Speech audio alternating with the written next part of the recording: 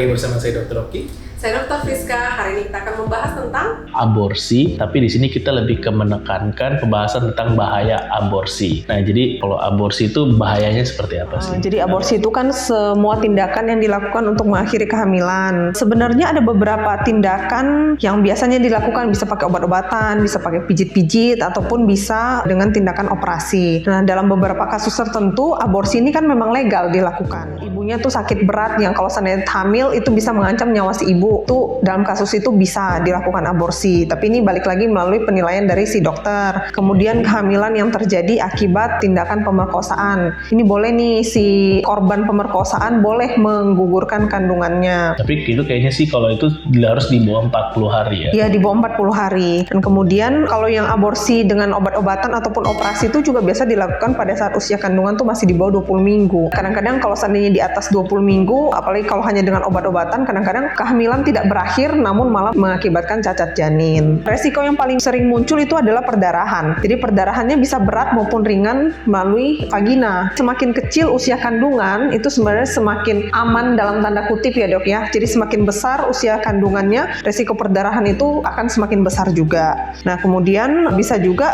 ada jaringan janin ataupun plasenta yang masih tertinggal di dalam kandungan. Ini juga bisa menyebabkan pendarahan yang tidak berhenti-berhenti. Kemudian bisa juga infeksi. Nah, kalau seandainya dilakukan tidak secara steril, ini kan namanya proses aborsi itu pasti ada banyak pembuluh darah yang terbuka.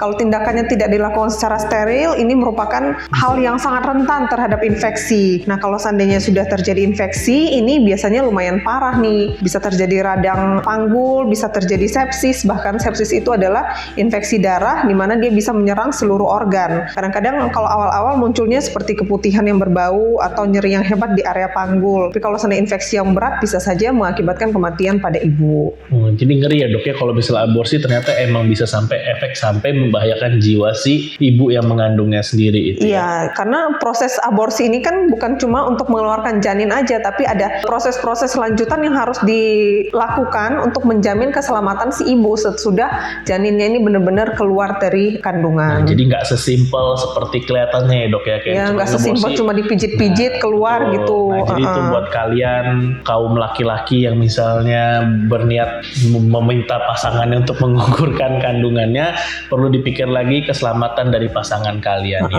Oke, sekian pembahasan kita tentang topik hari ini. Jika ada yang masih belum jelas, boleh langsung komen di bawah atau langsung DM kita ke Instagram @kamidokter Indonesia. Saya Dr. Friska. Saya Dr. Oki. Pamit.